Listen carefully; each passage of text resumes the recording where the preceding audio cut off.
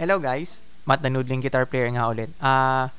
Yun, so mangyayari, continuation nga ito ng video natin, video ko about sa chromaticism and 12 note scale. So, yun nga, gaya nga na sinabi ko, yung 12 note scale, yan yung major scale na may mga sharps and flats. So, pakikita ko lang sa inyo, no, key of C, once again, 1, 2, 3, 4, 5, 6, 7, 8, 9, 10, 11, 12. So, do, re, mi lang din yan. Major scale lang din. Na may mga sharps.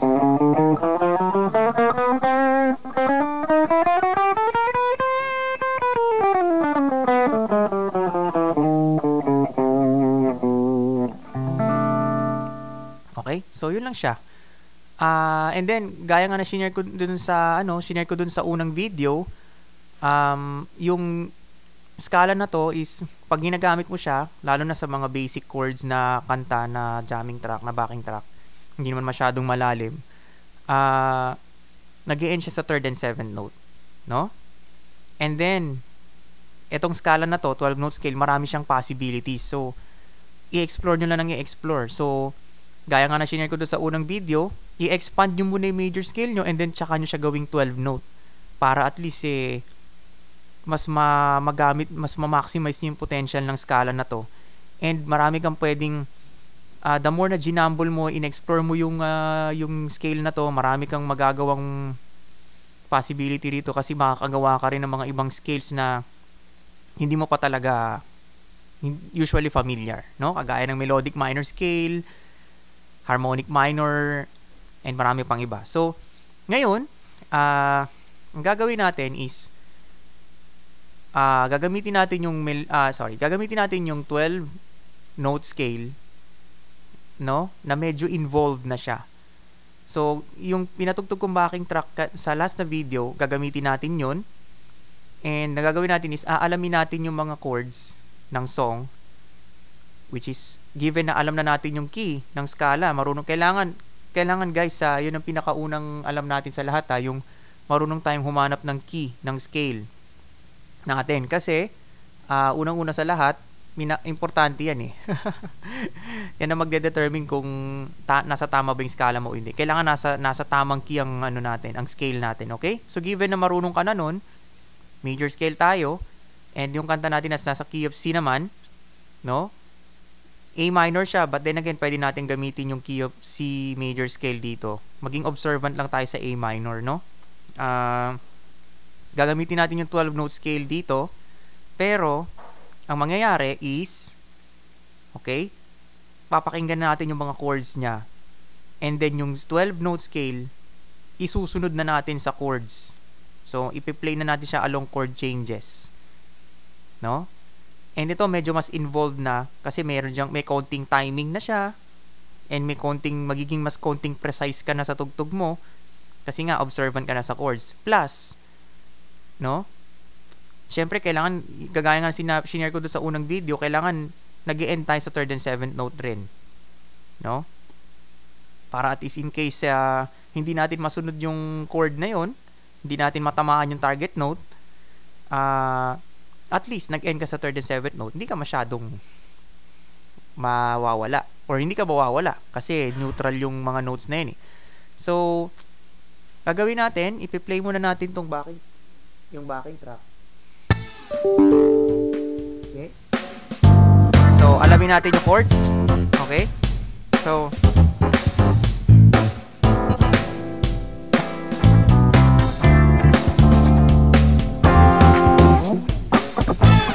may A minor, may F, yan, may E, tapos A minor. So, F, D minor, F, A minor, diba? Yun yung chorus, no? So yun na yung chords niya, no? Paulit-ulit na lang siya. So, meron tayong A minor, meron tayong D, meron tayong F, meron tayong E30, sharp 9 or sharp 11 ba to, and then A minor. So, yung mga chords na yun, yan yung mga notes natin na target notes. So, ang idea dito is gagamitin natin yung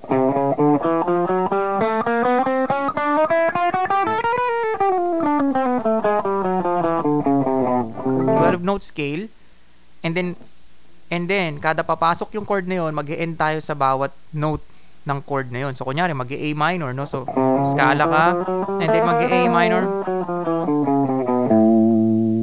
Okay, A, o kaya A, no? No? And then, pag mag-F na, edi mag-F tayo ngayon. O, diba? F. So on and so forth, no? Tapos, may E7 na. No?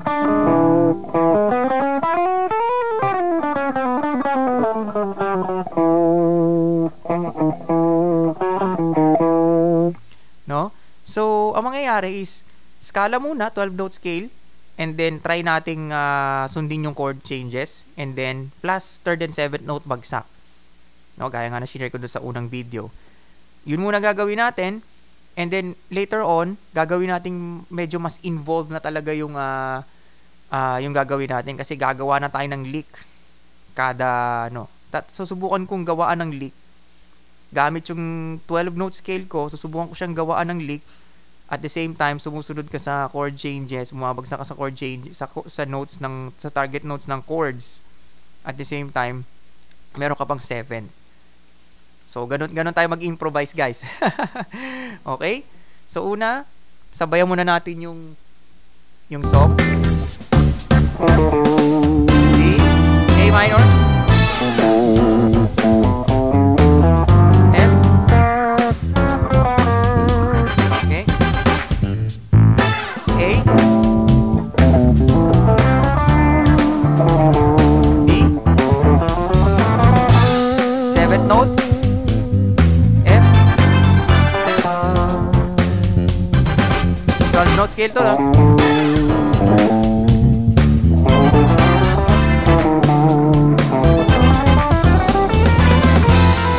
Seventh note,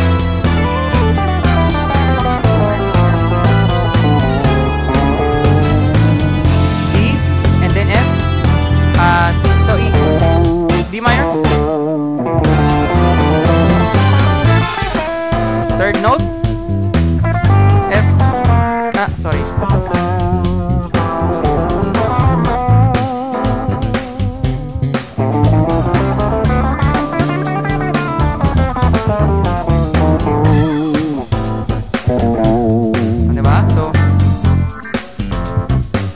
So, yun ang mangyayari nun, guys. Binigyan ko lang kayo ng overview. Pero para magawa natin yun, no? Ang gagawin natin is, kailangan mong i-expand yung scala mo. At hanapin mo muna yung mga target notes dun sa scala mo. No? So, gagawin natin, major scale muna. Bago natin siya ito 12 note. Okay? So, ano ba yung mga notes na meron dyan sa kanta na yan? Meron tayong A, meron tayong D, meron tayong F, meron tayong E. So yan yung apat na chords na meron diyan. So hanapin natin yung A. Ito yung A na note, and then ito rin A, and then ito rin A.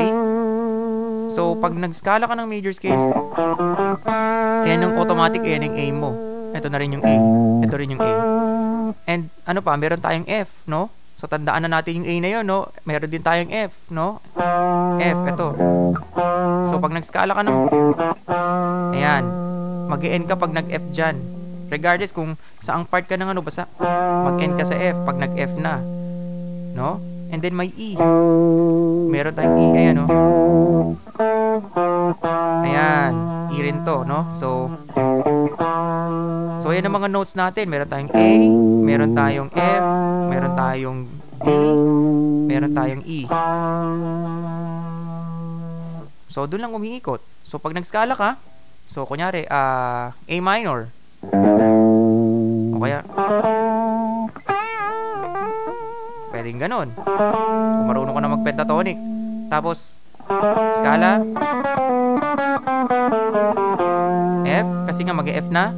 Tapos, pag magdi-D, pwede rin gano'n.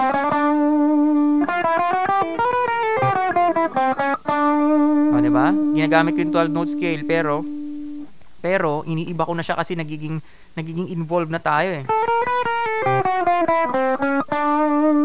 Nagaganito na ako kasi nga ito yung D kasi magdi-D minor siya. Tapos pag mag-E, no? Sorry. O, diba? Nag-scala ako ng 12 note. Bakit ako nang ganun? Kasi ito yung E eh. Nag-12 note ako papunta dun sa E. Or pwede rin ganun. Or pwede rin ganyan, no? Kung i-check nyo yung unang video ko about chromaticism, nandun yung parang mga finger positions kung saan pwede ka maglagay ng chromatic notes. Related din yun sa 12 note scale. So, maganda mapanood nyo rin yun, guys, no? So kaya ako nagganon kasi nagto 12 note scale ako papunta dun sa note na yun. Sa susunod na chord. So, mag-E. So, kaya o, diba? Tapos, pag mag-A minor na or pwedeng mag 7th note ako. Kasi magandang mag 7th note tsaka 3rd note sa mga natural minor na chord. So, yun lang yung idea, guys. Yun lang yung gagawin natin. And kakagawa natin ng ganun, makakagawa tayo ng mga licks na hindi natin inaasahan. Diba? Lalo na sa D minor, no? Pag papuntang D minor, pag gumanito ka, 'di ba, 12 note scale.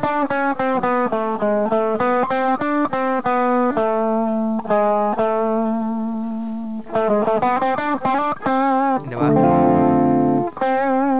Di ba? Harmonic 'yun, harmonic minor 'yun. Harmonic minor scale. Pero 12 note lang din 'yun. Part ng 12 note yung mga notes noon sakop ng 12 note scale. Yan oh. Yan oh. 12 note siya, no? Oh, 'di ba? Yan oh, sharp note yan ng 12 note ng key of C. Oh,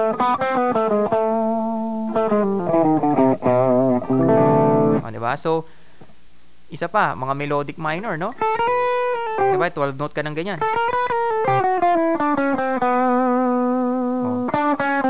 Pag ginamit mo tong sharp na to banda rito, ano, melodic minor yan. Kasi flat 3 to ng F melodic minor.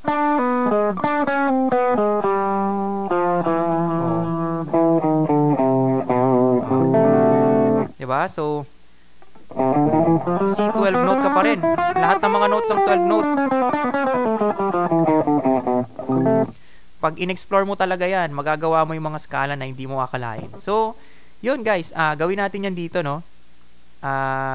Medyo involved na siya. So, ipapakita ko sa inyo kung paano siya ginagamit.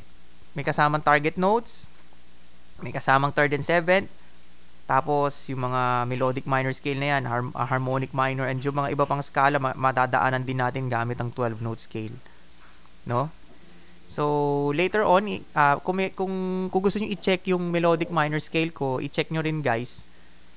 Doon makikita nyo kung paano natin saang chord natin ina-apply ang melodic minor scale, no? Dito kasi gagamitin ko yung melodic minor scale through the 12 note scale, no? Sa F na chord, pagdating ng F na chord, no? Yung 12 note scale, gagamit ako ng 12 note scale. Pag nag 12 note scale ako doon, babawasan ko lang ng mga notes, kukunin ko yung isa sa mga sharp notes ng 12 note scale or isa sa mga chromatic notes ng 12 note scale para pasok doon sa F, no? So mamaya madadaan natin yan. So play natin. Okay? Betamax roll. Okay? So, chords. 7th note. F. E. 7th note. 12 note scale. Melodic minor scale.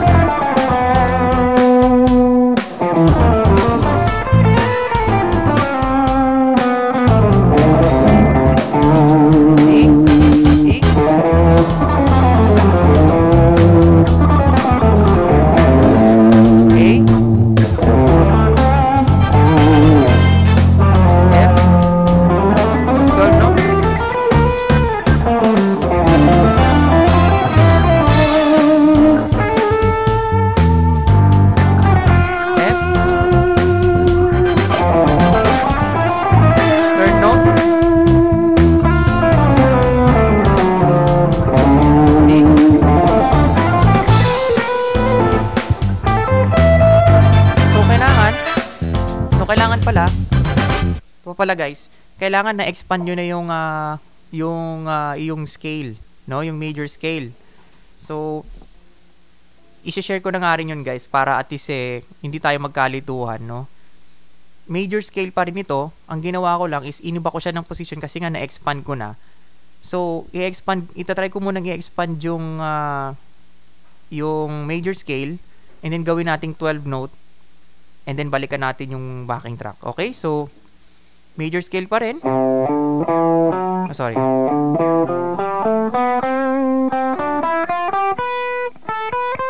No?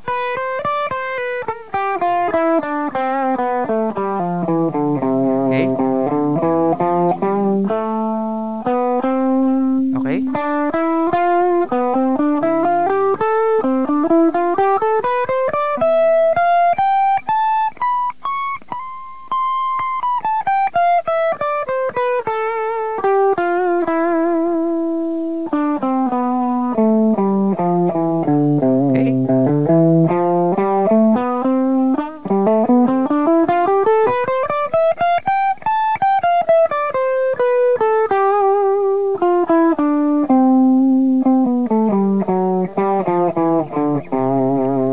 Okay? So, yun yung ating buong skala. Guys, wag yung kabisaduhin yun, guys. Kailangan kabisado mo lang yung 8 nota. And then, hanapin mo lang siya isa-isa. Pare-parehas lang yan, guys. Umuulit lang siya. Umiiba lang ng pwesto. Okay? So, gawin nating 12 note yun. So, ito na siya. 12 note ako doon.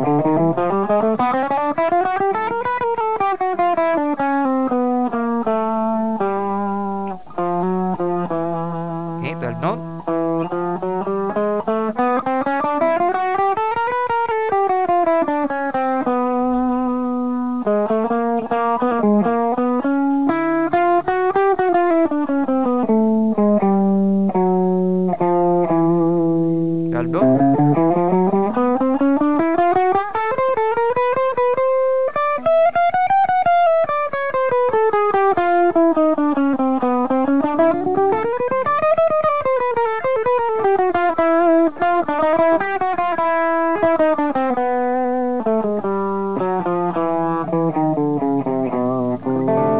So, see, ang daming ang daming chromatic notes na pwede mong mailagay kapag na-expand mo yung major scale mo and ginawa mo siyang 12 note lahat.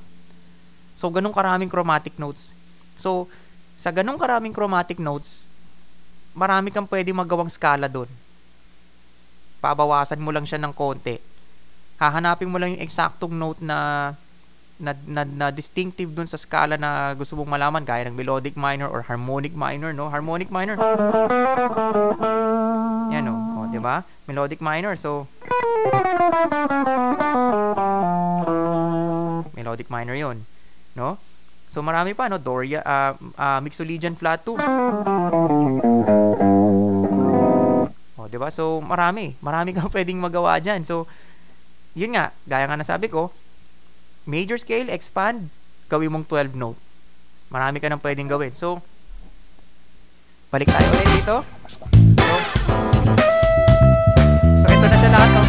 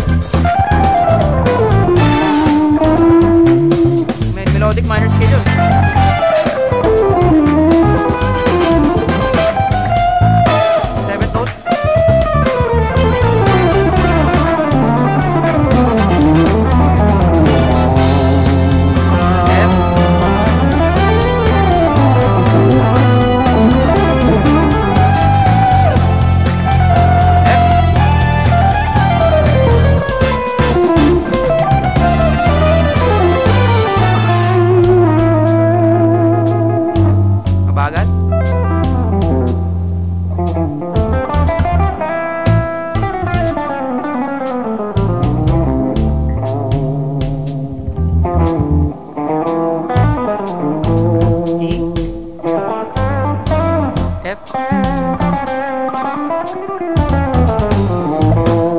E, tapos A. Diba? D, 12 note ulit. So, ikaw bahala eh. No? Diba? F, target note D,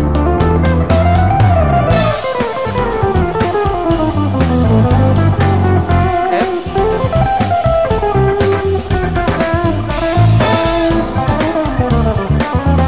guys, okay malito ha. 12 note lang din yun ginagawa ko. Expanded lang siya. Ito yung gusto kong ito yung outcome niya kapag expanded mo na yung major scale mo tapos ginawa mong 12 note.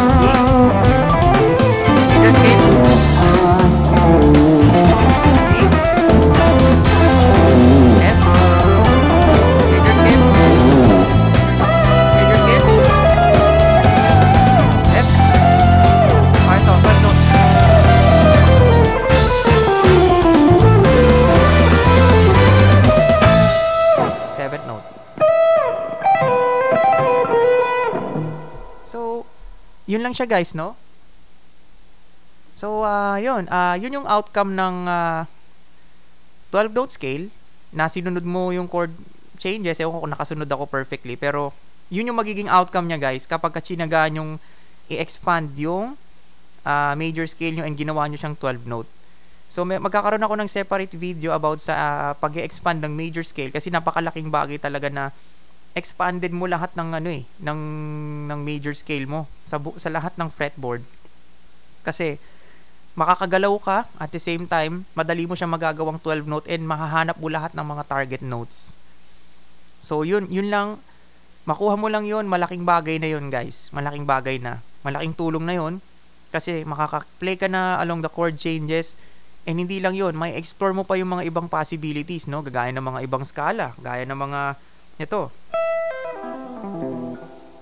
no? Mga 7, stock 7s, tawag ko dito stock 7s. Meron din ako separate na video dyan. Melodic minor scale, no? Tapos chromaticism,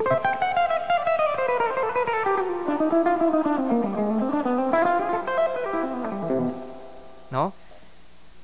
Yung chromaticism, madali mo na lang makukuha kapag na-familiarize mo to si 12 note, no? And yung third and basta observant ka lang sa pag-end sa third and seventh note.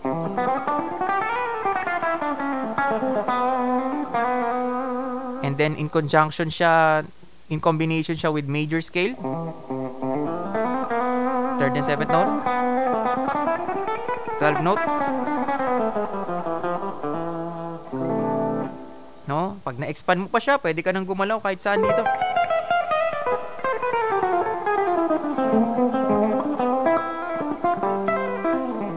No? So,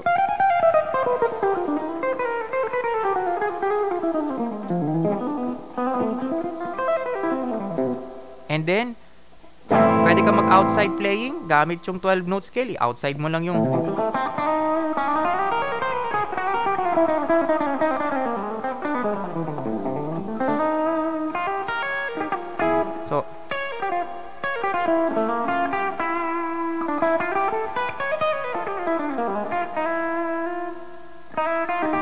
So, yun, yung outside playing, separate video naman na yun. I-share ko rin next time. And, yun guys, hopefully nakatulong itong video. And, rock on guys. So, magpe-play ako ulit ng isa pang round ng backing track na to. So, this time, makikita ko lahat, kasama ng mga 12 note, and lahat-lahat, no? So, sige.